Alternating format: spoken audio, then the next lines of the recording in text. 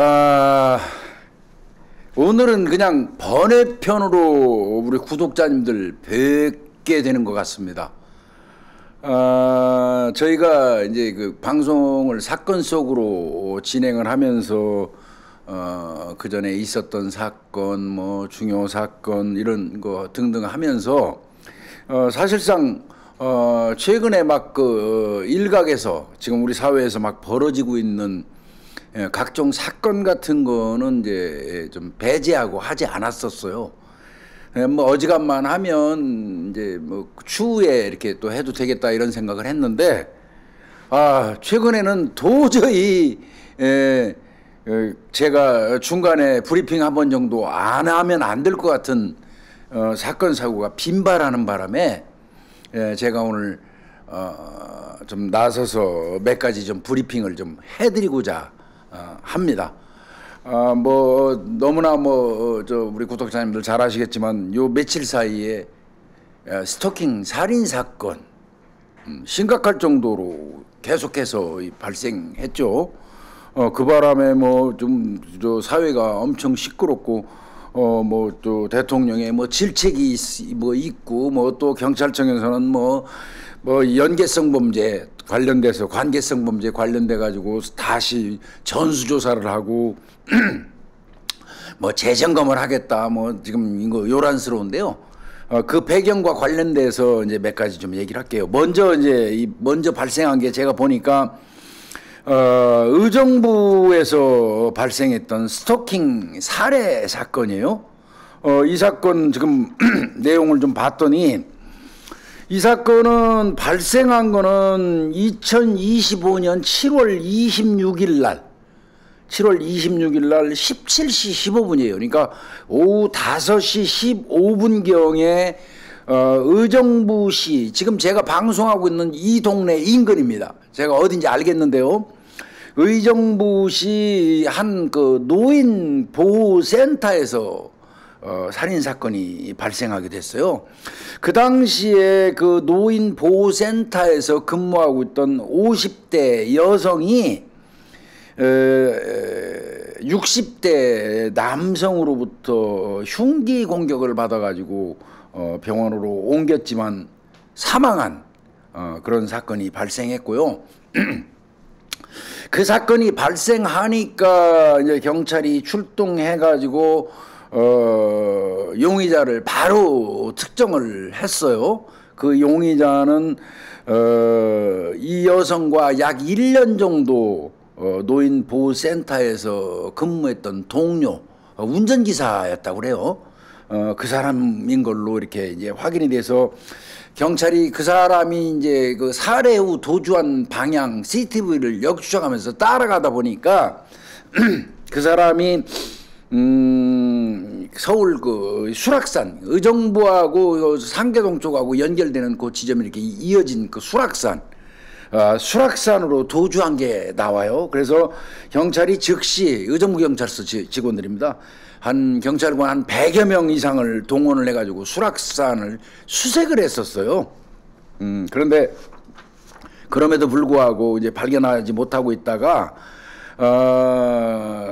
그 다음 날입니다. 7월 27일 날 10시 50분경에 아침 10시 50분경에 이 수락산을 등반하던 등산객이 그 시신을 발견해 가지고 경찰에 신고를 했고 경찰이 그 시신을 확인한 바 그 60대 남성 범인인 것으로 확인이 됐습니다. 그 남성은 그러니까 스스로 자살을 한 거죠.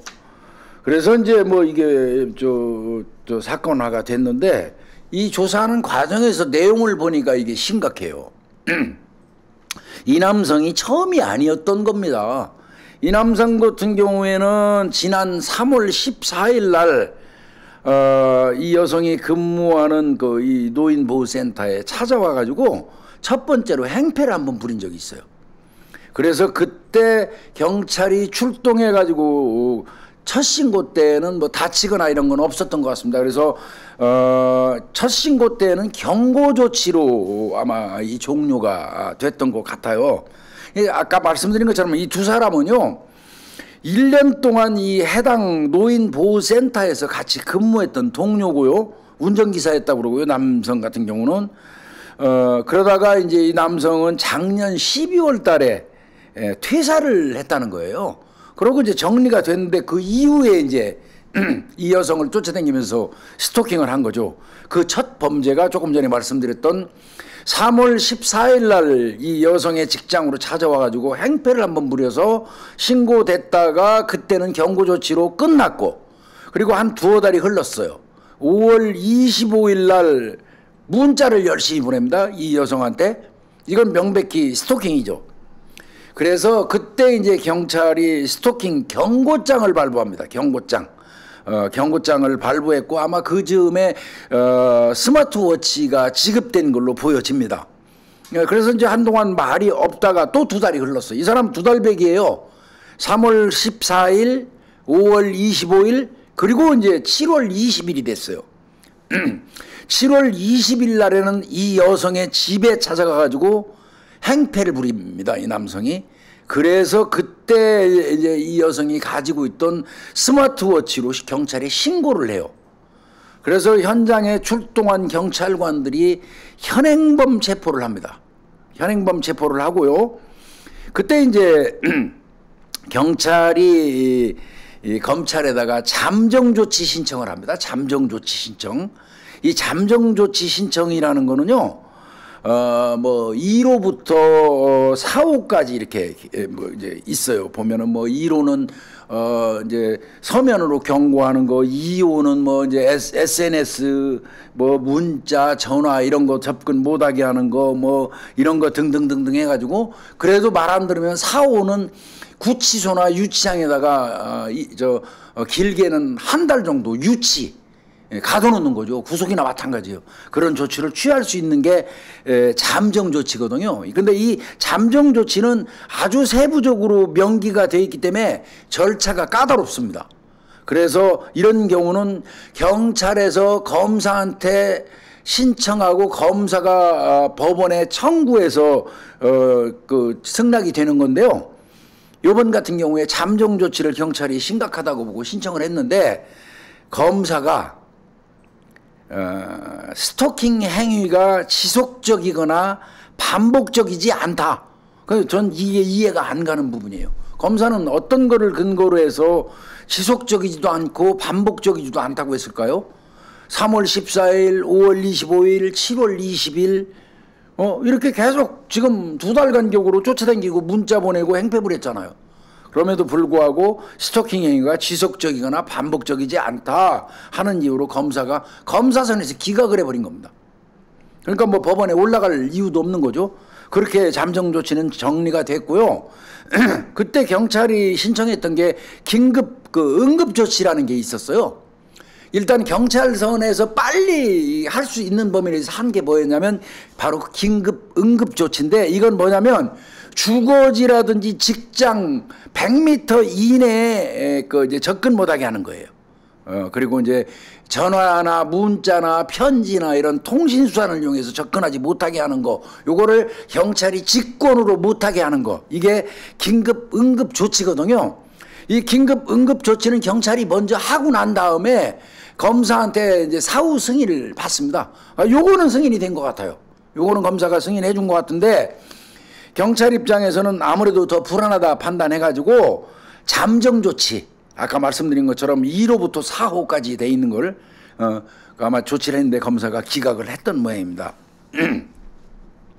근데 이제 이 사건이 발생했을 때 이 여성이 스마트워치를 가지고 있었잖아요. 그럼에도 불구하고 이거 바로 누르면 되거든요. 근데 그게 안 된 이유가 나왔어요. 안타깝게도 이 여성이 핸드백 끈에다가 이걸 걸어뒀던 겁니다. 스마트워치를. 그 바람에 미처 이 스마트워치를 작동해 가지고 경찰이 출동할 수 있는 신속한 타이밍을 상실하게 된 불행한 결과가 된 거죠. 이게 안타깝습니다. 아까도 말씀드렸지만요. 근데 이거 제가 긴급 응급 조치라든지 조금 전에 말씀드렸던 잠정 조치 관련해서 제가 한마디 꼭 드리고 싶은 말씀이 있는데요. 이 긴급 혹은 잠정 조치를 위반했을 때 처벌을 하는 게 너무 약해요. 이를테면 뭐 긴급 응급 조치, 그러니까 100m 이내 접근 금지, 뭐 편지 뭐 이런 거 못하게 직권으로 하는 거, 우선 응급 조치하는 거, 요거를 위반하면 겨우 어느 정도 처벌이냐면요, 1년 이하의 징역 1,000만 원 이하의 벌금에 불과합니다. 그거보다 이제 조금 세부적인 단계에 거쳐서 법원에서 승낙받아야 되는 거 있잖아요. 잠정 조치. 요거 위반해봤자 이것도 징역 2년 이하의 2,000만 원 이하의 벌금입니다. 그러니까 이 조치들 요거 뭐 위반해봐야 그렇게 뭐 큰 처벌을 안 받으니까 우습게 하는 그런 경향이 있다는 거죠. 이게 좀 답답한 부분이기는 합니다. 예, 그래서 이제 이 의정부 사건은 이제 그 처리가 됐는데, 이거 뭐 어떻게 어디가 책임이 있다 뭐 이렇게 말하기도 참 모호한 부분이 없잖아 있어요. 그래서 이제 뭐 이게 나오니까 결국 경찰청에서 이것뿐 아니라 이제 의정부 사건 이후에 계속 터지잖아요. 대전 뭐 울산 이쪽 막 터지지 않습니까? 그러다 보니까 이제 경찰청에서는 지금 뭐 이런 얘기 했어요. 반복되는 스토킹 교제 폭력 범죄에 대응하기 위해서 전자발찌 부착 등 가해자 집중 관리 하고 또 적극적인 뭐 수사를 하겠다. 즉 말하면 관계성 범죄 종합 대책을 마련해서 추진하겠다. 뭐 이렇게 얘기를 했는데 이 실효성이 진짜 어느 정도나 될지는 좀 그렇습니다. 뭐 지금 경찰청에서 얘기는 현재 상태에 접근 금지 이 명령을 받은 사람들, 요 사람들이 지금 현재 상태에 우리나라에 한 3,000명 된다네요.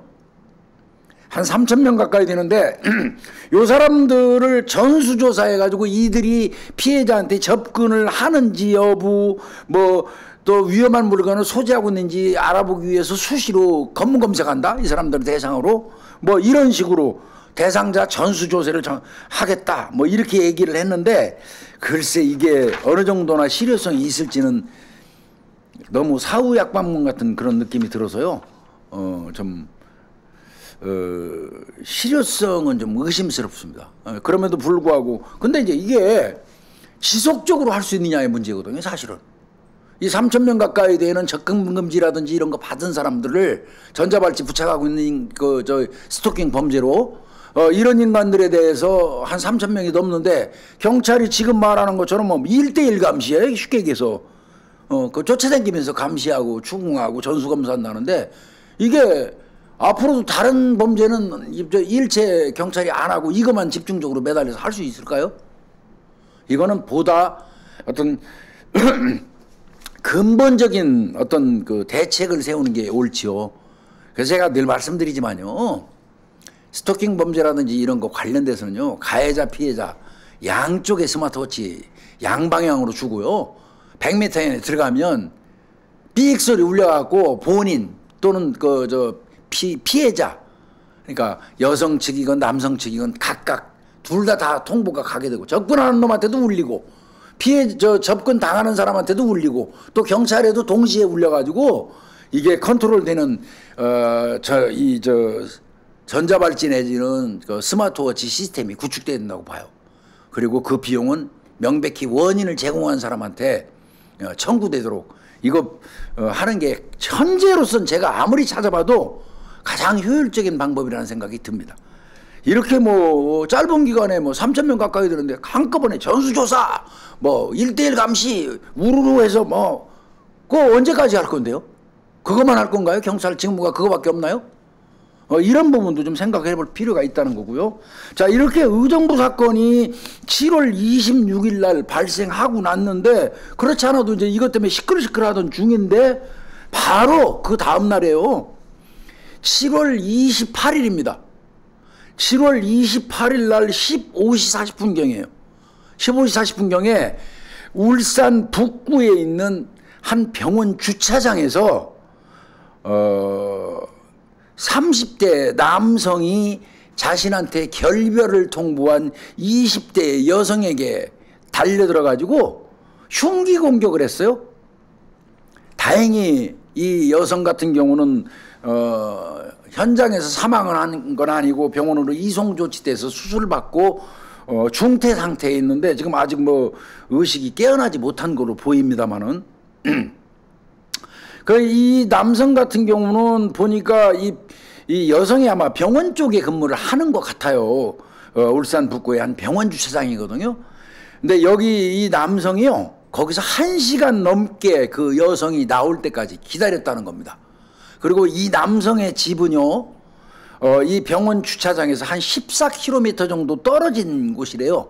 그러니까 집에서 나올 때 자기 집에서 흉기를 미리 챙겨가지고 와서 그 여성이 근무하는 병원 그 주차장에서 1시간 넘게 기다렸다가 여성이 차 타려고 주차장 나왔겠죠. 그때 달려들어가지고 목하고 가슴을 급소입니다.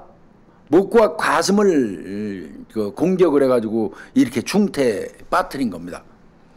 이것도 근데 이 사건도요, 사실은 경찰이 그 직전에 잠정 조치 신청을 검사한테 한 적이 있었어요.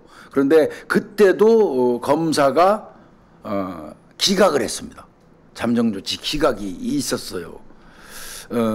이 남성 같은 경우는 공격하고 난 다음에 바로 지 차를 타고 도주를 시도했는데 그때 주변에 있던 시민들이 소화기 같은 거 들었어요. 소화기 이런 거 들어가지고 유리 깨면서 제지를 했어요. 도주 못하게.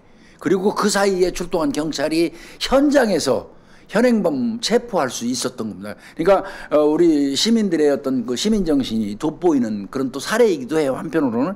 근데 이 남성 같은 경우도 아까 조금 전에 제가 말씀드렸던 의정부 사건 못지않게 여러 번의 그 신고가 있었어요. 참 이게 답답한 부분입니다.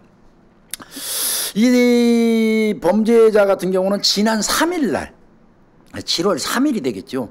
7월 3일 날 이미 이 여성을 찾아가서 이 피해 여성의 머리채를 잡아 흔들고 이렇게 했던 게 있었어요.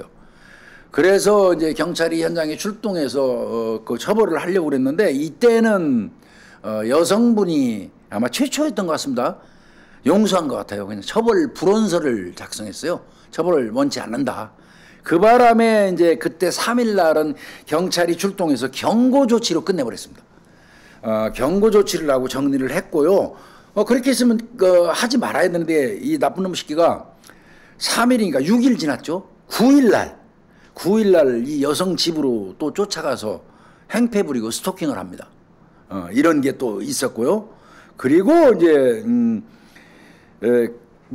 이제 요 범죄 내용의 일련의 과정을 이렇게 좀 살펴보면 아까 말한 것처럼 3일 날 이제 머리채 잡은 1차 폭행 신고 있었잖아요. 처벌 원치 않아서 보내줬고, 그리고 2차 9일 날 집 찾아가서 스토킹. 근데 요 1차, 그러니까 3일에서 9일이면 6일간이잖아요. 6일 사이에 이 남성이 여성한테 전화를 몇 회를 걸었는지 아십니까? 168회를 걸었어요. 6일 동안에 168통의 전화를 계속 걸었고요. 문자는 400통이 넘습니다. 그러면 저 3일부터 9일 사이에 아주 몰빵해서 6일 상간에 168회의 전화, 400통 이상의 문자, 이건 집중적인 스토킹 행위가 진행됐다고 봐야 되거든요. 근데 이게 제대로 처리가 안 되는 바람에 급기야는 7월 28일 날 이렇게 병원 주차장, 직장 주차장에서 흉기 공격을 당한 거 아니겠습니까?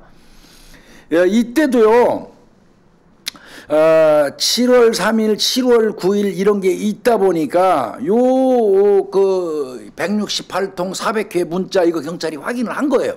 하고 나서 이거 심각하다.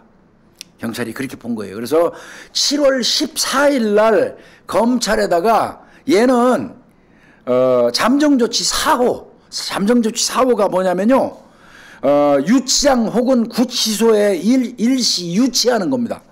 한 달 정도, 최대 한 달 동안 유치할 수 있는 거예요, 그게, 그 법규가. 그래서 7월 14일 날 검찰에다가 경찰이 얘는 잠정조치 4호로 적용해가지고 유치장에 최대 한 달 동안 유치를 좀 시켜야 되겠습니다 하고 이제 올렸어요. 그랬더니 이 검사가 기각을 했어요. 그 기각 사유가 뭐였냐면 초범이고 범행 내용이 피해자에게 매달리고 있는 거다. 초범이고 범행 내용이 피해자에게 매달리고 있다. 즉 사정하고 있는 거라 이거예요. 그러니까 사호 유치장에 유치하는 건 하지 마. 다만 1호부터 3호 잠정조치 1호부터 3호만 4호를 빼고 4호 유치장 유치 빼고 1호부터 3호만 나 다시 신청해. 그럼 내가 그 받아갖고 판사한테 청구할게. 이렇게 한 거예요. 그러면 아까도 말씀드린 것처럼 잠정조치가 뭐냐면 1호가 접근 금지예요. 서면으로 경고하는 1호에 그게. 그 다음에 2호는 아까 말씀드린 것처럼 직장이라든지 집이라든지 이런 데 100m 이내에 접근 금지. 이건 길게 2달까지 가능합니다. 그 다음에 세 번째가 SNS라든지 메신저 전화 같은 거 못 쓰게 하는 건 3개월이에요. 석 달 동안 가능해요. 그러니까 1호, 2호, 3호만 신청하라는 거예요. 판사한테. 그렇게 해서 이제 할 수 없이 뭐 검사가 기각하니까 경찰에서는 유치장에 유치, 잠정조치 4호를 못하고 1호부터 3호만 다시 신청을 했고 7월 23일 날 결국은 법원에서 허락은 받았어요. 그러니까 7월 23일 날 허락을 받았는데 이놈이 7월 28일 날 이런 범행을 하게 된 거죠.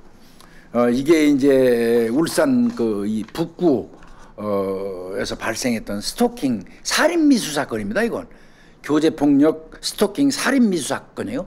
요놈은 30일 날 구속됐습니다. 30일 날 구속이 됐으니까 이제 여성이 회생해야겠죠. 회복을 해야 되겠죠. 회복하면 이제 살인미수로 정리되지만 혹시라도 또 여성분이 깨어나지 못하고 사망하면 살인죄로 죄명을 바뀔 겁니다. 요런 이제 그 사건이 있었고요. 또 한 사건이 있었어요. 요거는 이제 또 하루 지났어요. 이거 뭐 정말 이게 계속 일어나니까 저도 이 뒷감당이 안 될 정도로 많이 일어나네요. 바로 그 다음 날입니다. 2025년 7월 29일 날이에요. 7월 29일 날 12시 08분 경입니다. 12시 08분 경에 대전 서구 괴정동 주택가 거리에서 여성이 흉기에 찔려가지고 인근 병원으로 옮겨졌는데 불행하게도 여성분이 사망했어요. 이 범행 장면은요, 우체국 집배원분이 목격을 하셨습니다. 그래서 그 집배원분이 경찰 112에 신고해가지고 경찰이 출동해서 인근 CCTV를 분석해가지고 범인을 특정을 했던 겁니다. 이 사건 역시도 이거 똑같습니다. 여러 차례에 걸쳐서 신고 이력이 있어요. 내용을 보면 2024년 작년이죠. 2024년 11월 달부터 현재까지 4건의 신고가 있었어요. 4건. 재물손괴, 주거침해, 폭행 뭐 이런 거 등등으로요. 특히 지난달에 피해자 집 인근 편의점에서 피해자 집 인근에 있는 편의점에서 폭행을 하고 소란을 피워가지고 경찰이 출동을 했었던 적이 있습니다. 그 현장에서 제지하는 과정에서 이놈이 경찰관을 또 폭행하는 바람에 공무집행방해를 저질렀어요. 그래서 현장에서 현행범인 체포해가지고 유치장에 입감했던 적도 있던 그런 놈입니다. 이런 사건이 일련의 사건이 쭉 있었던 게 결국 살인사건으로 7월 29일 날 그냥 결정돼 버린 겁니다. 근데 이게 문제는 이 대전 사건 같은 경우는 많이 아쉬운 부분이 있어요. 무슨 이제 아마 두 사람이 결별했다, 이별했다, 다시 만났다. 그러니까 이별과 재회를 그냥 지속적으로 반복한 그런 두 사람 사이인 것 같습니다. 이러다 보니까 이런 거 뭐 애증관계라고 할까요? 이 사건을 처리를 할 때는 피해자의 적극적인 처벌 의사가 중요하거든요. 그런데 이 여성 같은 경우는 경찰에서 지급하겠다고 하는 스마트워치 수령 자체를 거부했습니다. 그거 필요 없다고 안 받았고요. 그 다음에 접근 금지라든지 제가 아까 말씀드린 뭐 이런 거 등 그 잠정 조치 있잖아요. 이거를 여성이 신청도 하지 않았고요. 그 다음에 계속해서 사건이 나올 때마다 처벌 불원서를 제출합니다. 처벌 안 한다, 요구하지 않는다는 거죠. 그리고 그 이후에 그럼에도 불구하고 경찰에서는 이거 사안이 좀 심각하다고 판단해가지고 여성을 좀 설득하고 확실하게 어떤 조치를 취하려고 대전 경찰은 생각을 했던 것 같아요. 그래서 한 서너 번에 걸쳐서 계속 여성한테 전화를 걸고 연락을 합니다. 그런데 이 여성이 고의로 경찰의 전화에 응답을 하지 않습니다. 그 바람에 이제 이 사건은 결국 7월 29일 날 길거리에서 흉기 공격을 받고 사망하는 이제 그런 사태로 진전이 돼 버린 겁니다. 얘는 이제 검거가 됐죠. 요놈은. 근데 이제 이 검거 과정에 경찰이 이놈의 인적사항을 밝혀내고 이게 대전 서부경찰서하고 이제 대전청 형사과에서 했는데 요거를 경찰 내부망에 경찰끼리만 보도록 돌리는 파발이 있어요. 거기에 범인의 인상착의, 뭐 어떤 복장을 착용하고 있는지, 나이는 몇인지 이런 거를 경찰 내부에서 공유하는 게 있거든요. 근데 이게 누구에 의해서 새어나갔는지 모르지만 얘 이름, 생년월일, 증명사진, 전신사진, 도주할 때 그 인상착의 등등 해가지고 개인정보가 담겨 있는데 이게 경찰 내부용이 외부로 유출이 돼버려서 이거 관련돼서도 아마 또 경찰이 수사에 착수를 한 것 같아요. 근데 내부망에서 공유되고 있는 경찰 내부 수배전단이 외부로 나갈 수 있는 방법은 뭐가 있겠어요? 이거는 경찰 내부에서 나갔다고밖에 현재로서는 볼 수 없죠. 그러면 아마 이 사건을 외부로 알린 그 경찰관은 또 형사처벌 받을 가능성도 혹은 뭐 징계처분을 받을 가능성도 충분히 있다고 이렇게 보여집니다. 이렇게 제가 지금 조금 전에 말씀드린 것처럼 내리 연장 그냥 이렇게 스토킹 관련된 범죄가 일어나서 지금 나라가 시끄러운데 다시 한번 저는 또 생각해 주기를 바랍니다. 이게 이런 식의 전수조사, 반짝하는 전수조사, 뭐 1대1 점검, 이걸로 이게 과연 정리가 될까요? 앞으로 이거 아주 쉽지 않습니다. 분명한 거는 제 생각은요. 다시 그 전자발찌라든지 스마트워치 관련된 어떤 획기적인 다른 시스템이 구축돼 가지고 처리되지 않으면 어려울 것 같다는 그런 생각이 듭니다. 요거는 우리 다 같이 한번 생각을 해볼 필요가 있겠고요. 근데 하여튼 분명한 거는 저는 그렇게 생각합니다. 세상에서 찌질한 범죄 중에 하나가 스토킹 범죄입니다. 물론 뭐 스토킹이 꼭 남자만 있으라는 법은 없어요. 여성도 미저리도 있잖아요. 여성들에 의한 스토킹 범죄가 없는 건 아니지만 그 퍼센테이지는 압도적으로 남자가 많죠. 그러다 보니까 제가 말씀드리지만 참 세상에 찌질한 겁니다. 사내 새끼로 이 세상에 태어나가지고 싫다는 사람 그 자존심도 안 상해요. 그 질질질 쫓아다니면서 그러고 비굴하게 공격하고 말이에요. 강력한 처벌도 같이 좀 있었으면 좋겠습니다. 그 스토킹 범죄가 이렇게 일주일 사이에 그냥 뭐 많이 발생해요. 이거 말고도 이제 아마 서울 쪽 구로 쪽에서는 조선족 그 여성이 뭐 안마시술소 비슷한 거하고 운영하면서 거주하는 그 집에 또 그 중국인 남편이 들어가고 살해한 사건도 또 터지기도 했어요. 그래서 요 며칠 사이에 어떤 스토킹 범죄가 엄청나게 많이 발생했다. 참 그런 소식을 좀 전해드렸고요. 또 이제 다른 사건을 좀 보면은요. 아이고 나 이거 또 깜짝 놀랐습니다. 이게 저도 이런 사건을 뭐 취급한 적이 있는데요. 엊그제입니다. 엊그제 참나 이게 8월 1일 8월달 되자마자 첫날이에요. 공안시경에 인천시 강화군에 있는 한 카페에서 여기가 이 카페가 이 피해 남성이 운영하고 있는 카페래요. 그 아마 집도 있고 같이 있는 것 같습니다. 여기에서 흉기를 이용해 가지고요. 50대 남편 저 카페 운영하는 남편의 성기를 절단한 아내가 검거됐어요. 참 살벌합니다. 이거 정말.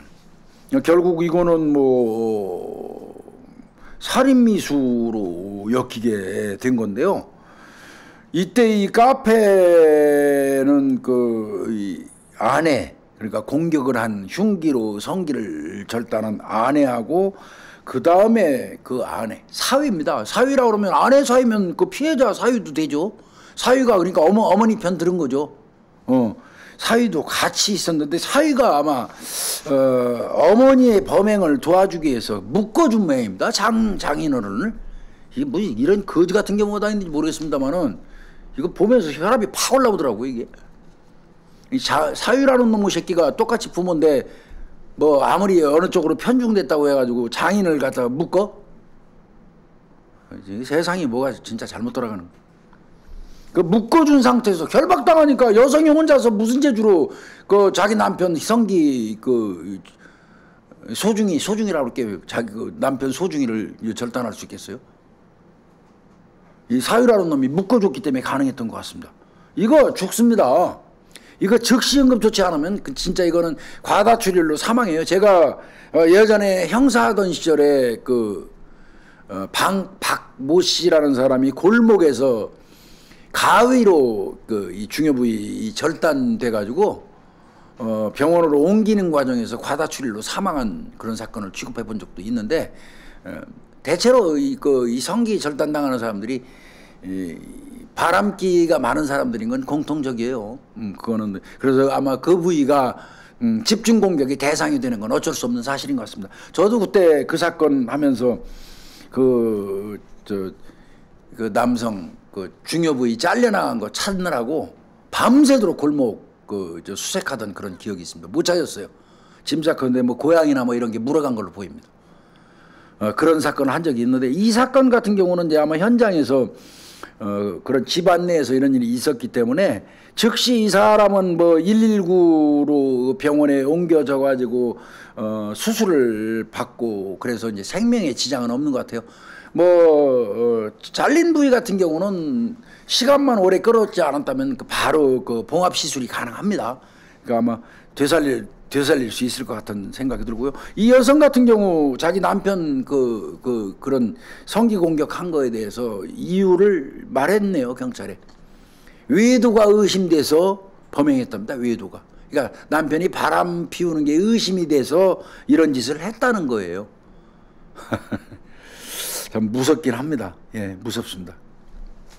이 사유라는 놈은 난 도저히 이해가 안 가고요. 경찰 입장에서는 사위가 가담했으면 당연히 딸이 사위한테 시켰을 수도 있죠. 그 딸도 조사해야 됩니다. 아, 여보, 당신이 가서 우리 아버지, 우리 엄마가 뭐 자르는데 좀 도와줘. 이랬다면 그 딸도 같이 처벌해야 됩니다. 요거는 좀 더 지켜봐야 될 것 같은데 정말 일어나서는 안 되는 좀 속된 말로 정말 제가 속된 말 하겠습니다. 아주 거지 같은 사건이 일어났습니다. 요거는 좀 더 지켜보면 또 어떤 다른 사안이 나올지 모르겠습니다. 그러면 다시 한번 좀 말씀드리고 싶고요. 몇 가지만 더 이왕 여기 앉았으니까 설명드리고 브리핑하고 이거 오늘은 말씀드린 건 브리핑이죠. 브리핑 하겠습니다. 이런 게 또 있네요. 7월 31일 날이에요. 7월 31일 날 12시경에 서울 강남구에 있는 한 에어앤비 숙소에서 여성에게 상해를 입힌 사건이 발생했어요. 그래서 이제 사건 처리가 됐는데 이 여성이 왜 남자친구한테 두들겨 맞냐? 때린 사람이 남자친구예요. 그 남자친구한테 두들겨 맞고 당했냐면요. 이 남자친구 놈이 마약을 투약을 한 것 같습니다. 그러니까 여성이 경찰에 신고를 하려고 했던 거예요. 신고를 하려고 그랬더니 이놈이 여성의 몸에다가 주사기를 꽂고 여러 차례 폭행을 한 겁니다. 그러니까 너도 이거 맞아 이겁니다. 그러니까 마약 주사기겠죠. 주사기를 꽂고 이 자기 여자친구를 두들겨 팬 거죠. 그래서 이제 이게 그 발각이 돼가지고 경찰에 긴급 체포됐는데 40대 남성이에요. 이 40대 남성입니다. 여성 같은 경우는 뼈가 부러져가지고 전치 8주의 상해를 입었다고 그래요. 이웃 주민들이 신고해가지고 경찰이 수색 끝에 8월 2일 날 밤 9시경에 이 남성을 검거를 하기는 했어요. 그러니까 여성이 자기가 마약하는 거를 경찰에 신고하려는 거를 확인하고 여성을 제지하고 신고 못하게 두들겨 패가지고 어디가 부러지게 해서 8주 정도 진단 나오게 하고, 그리고 너도 저 신고 못하게 너도 마약 좀 맞아, 마약 주사 놔버린 거예요. 주사기 꽂은 겁니다. 그리고는 이 새끼 냅뛴 거고요. 이제 이웃 주민들이 신고해가지고 이제 경찰이 추적해서 그 다음날 밤 9시에 이 자식을 검거를 했는데, 요 놈은요, 이거 개입니다. 이거 전과 23범입니다. 여기에 마약 투약과 관련된 정보가 수두룩합니다.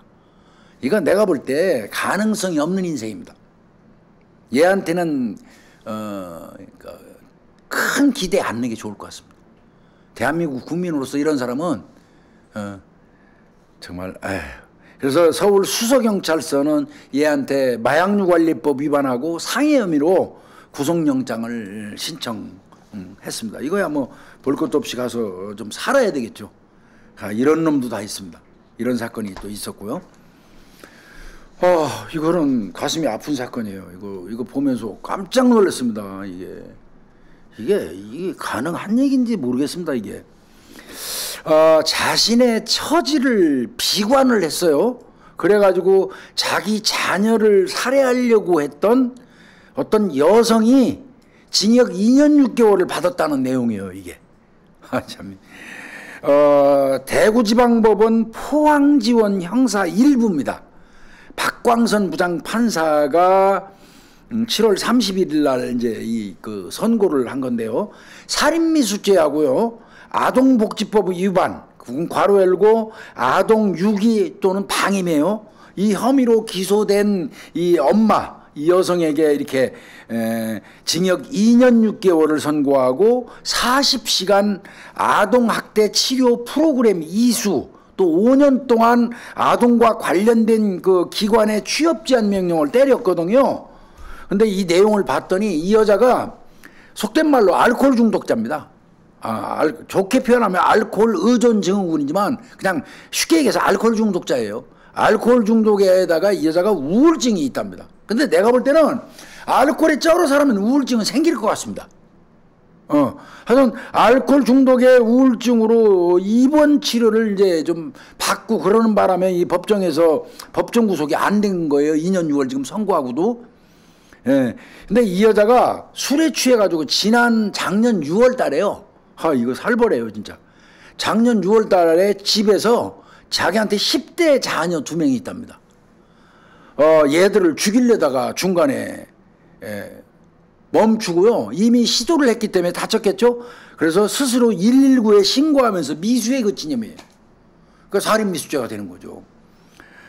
이 여자는 2023년 여름에는 술에 취해가지고 자녀를 때리는 등 학대를 많이 했고, 2023년부터 2024년 6월까지 자녀들한테 밥도 제대로 챙겨주지 않고 또 집에 쓰레기도 안 치워가지고 그냥 아주 쓰레기장이었대요. 그러니까 이거 뭡니까? 전부 다 따지면 아동복지법상의 보호 양육 의무를 소홀히 한 거죠. 그래서 아까 말씀드린 것처럼 아동복지법 위반, 아동유기 또는 방임죄가 적용이 된 겁니다. 그리고 애들을 죽이려고 시도했다가 중간에 멈추고 스스로 119에 신고를 해서 그나마 살인 미수죄만 적용된 겁니다. 이 재판부가 이렇게 얘기했어요. 피해자들, 애들이죠. 애들을 양육하고 보호해야 될 책임을 져버린 채 학대하고 살해하려다가 미수에 그쳐서 그 죄책이 가볍지 않다. 다만 남편하고 별거하고 있고 친어머니의 사망 등으로 인해서 우울증에 사로잡힌 상태에서 처지를 비관해서 범행에 이른 걸로 봐서 그 정상을 참작한다고 양형 이유를 밝혔는데, 그렇게 비관하고 그랬으면 저만 뒤지면 되지. 왜 그 애꿎은 애들을 죽이려고 덤빕니까? 제가 늘 말씀드리지만 자녀 손대는 것들은 이건 뭐 이게 무슨 뭐 자녀 살인하면 좀 가볍게 보는 경향이 우리 사회에 없지 않아 있는데, 자녀 살해하는 건 어떻게 보면 따지고 보면 더 나쁜 겁니다. 살인범 중에서도 최악질 살인범들이에요. 이런 부분 좀 한번 생각해 볼 필요 있는 사건이었습니다. 하여튼 알코올 중독 있고 뭐 하다 그래가지고 치료 중이라 해가지고 법정 구속 안 하고 징역만 2년 6월 준 것 같은데, 치료가 어느 정도 정리되면 방에 가서 좀 살해야 되겠죠. 그리고 내가 볼 때 아이들은 이 여자하고 같이 있으면 안 됩니다. 이 여자하고 같이 있으면 언제 죽일 줄 알아요? 당연히 분리하는 게 저는 맞을 것 같습니다. 이혼했다 그러면 또 남편이 살아있을 가능성이 많은데, 살아있으면 남편이 이 경우는 아이들을 돌보는 게 맞지 않을까 싶기도 하고요. 예, 마지막 사건 하나만 더 하겠습니다. 이 새끼도 이거 악마입니다. 이거 큰일 날 놈이 이거. 이 경기도 김포에서 일어난 사건이에요. 가족 간에 불화라고 그러는데, 가족 간에 불화 있다고 그래갖고 지 부모하고 형 일가족 3명을 죽인 놈이 지금 잡혔어요. 참 이거 어이가 없어갖고 요 놈은요 36살 처먹은 놈인데요. 36살 먹은 놈인데, 요 놈이 지난달에 10일, 그러니까 7월 10일입니다. 7월 10일 날 경기 김포시 하성면에 있는 단독주택에서 부모님은 이제 60대에서 70대인가 봐요. 그 부모하고 형은 30대랍니다. 형도 30대래요. 그러니까 뭐 얘보다는 뭐 2-3살 더 먹었으니까 38이나 9 되겠죠. 형 등 3명을 흉기로 찔러갖고 살해를 해서 이제 검거가 돼갖고 재판에 회부됐는데, 얘가 10일 날 아침 11시경에 아버지하고 친형을 먼저 살해해요. 집에서. 그리고 오후 1시에 외출했다가 집에 돌아온 어머니를 또 살해합니다. 이게 인간일까요, 이게? 참.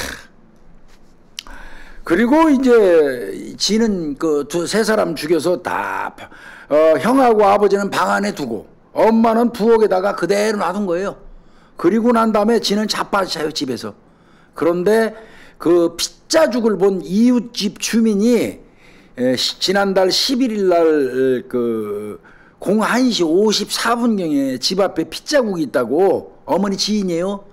경찰이 신고해서 경찰이 자빠져 자고 있는 이 새끼를 긴급 체포를 한 겁니다. 여기 보니까요, 이 자식은 2015년부터 웹사이트 제작업체를 운영해 왔을 때요. 그러니까 이제 프로그래머랍니다. 프로그래머인데 일감이 떨어지면서 수입원이 없으니까 집에 지금 이쪽 집으로 빌부 들어온 거예요.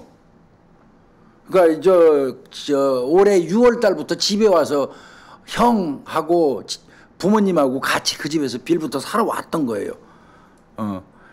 그런데 이놈이 이렇게 그 부모님 죽이고 형을 살해한 거예요. 근데 이놈이 집에서 빌부터 사는 주제에 부모님한테 불손하게 하고 뭐 이러다가 부모님이 뭐라고 한다고 부모님을 폭행을 했던 게 있었고요. 그걸 본 형이 너 이놈 새끼 부모를 상대로 폭행을 해? 하고 뭐라 하니까 그거에 대한 악감정이 딱 쌓였어요. 당연하겠죠. 요 새끼 뺀찌였겠죠. 이런 새끼를 누가 가족들이 환영했겠습니까? 어머니 아버지 보는 눈 싸늘하지 형 지 사람 취급 안 하지. 여기에 대한 감정을 이놈이 키우고 있다가 죽이기로 작정을 하고 아예 형하고 아버지 둘 동시에 살해하고 기다렸다가 외출 갔다 온 어머니까지 살해해서 부엌에다가 방치했던 이런 사건입니다. 이게 천하에 이렇게 쳐 죽일 놈의 새끼들도 있습니다. 이 새끼는요, 인터넷에서 살인 관련 키워드를 검색까지 했대요. 그럼 여러분들 뭡니까 이거? 계획살인입니다. 경찰서에서는 이 새끼 뭐라고 그랬냐면, 가족 간에 불화가 좀 있었고 형이 훈계하는 바람에 내가 너무 화가 나서 우발적으로 범행했다 이렇게 말했는데, 택도 없는 소리입니다. 이건 우발적일 수가 없어요. 살인 관련 키워드 검색한 것도 나왔고요. 어머니 아버지 어머니하고 형 살해한 다음에 기다렸다 아버지 그 외출해서 돌아오는 어머니까지 살해한 거, 이거는 일련의 어떤 지속되는 행위가 완벽하게 계획범죄이기 때문에 이 새끼는 제가 볼 때는 이거 원래대로라면 사형감이죠. 예, 원래대로라면 이 새끼는 사형감입니다. 사형감이지만 이 새끼는 아마 뭐 대한민국은 살기 좋은 나라이기 때문에 무기징역으로 끝나겠죠. 아마 무기징역으로 정해될 가능성이 많을 것 같습니다. 이 새끼는 13일 날 오후에 부천시 원미구 인천지방법원 부천지원으로 이제 가서 그 실질 심사 받고 구속됐습니다. 이 새끼는 천벌받기를 바랍니다. 요 근래 그 제가 대한민국 살인 사건 뭐 그다음에 전에 했던 거 등등을 이제 하고 또 초대 손님 불러서 우리 프로 성격에 맞는 거를 제작한다고 열심히 자료 찾고 이렇게 하는 와중에 이른바 얘기하는 ING 사건 진행 중인 사건을 우리 구독자님들한테 한 주씩 이렇게 몰아서 브리핑할 수 있는 기회를 갖지 못했어요. 그래서 거기에 따른 어떤 반성이랄까요? 이렇게 큰 사건 자꾸 나니까 가능하면 오늘 지금 제가 하고 방송하고 있는 건 토요일입니다. 지금 토요일 이 시간에 방송을 하고 있는데 가능하면 주말에 어떻게 해서든지 좀 한 주에 있었던 중요 사건 같은 거를 모아서 간단하게라도 브리핑을 해드리는 게 좋겠다는 생각이 들어서 이렇게 해봤으니까요. 하여튼 가능하면 그런 쪽으로 할 수 있도록 노력을 좀 해보도록 하겠습니다. 아마 이 방송이 내일 정도 나갈 것 같은데 그렇게 되면 또 다음 주부터는 또 힘차게 우리 구독자님들 더위 잘 피하고 건강하시라고 이렇게 또 말씀드려야 되겠네요. 하여튼 짬짬이 이 브리핑을 해보겠습니다. 되도록이면 정기적으로 하는 방법으로 한번 애를 쓰겠습니다. 저 혼자 하더라도. 그리고 저 혼자 이거 브리핑하고 이거 하는 거 또 혼자 방송하는 거에 대해서 우리 구독자님들 너무 걱정하지 마십시오. 언제든지 제가 힘들고 힘에 부치면 양해 구하고 또 빠질 건 빠지고 이렇게 하겠습니다. 예, 오늘 마치겠습니다. 브리핑.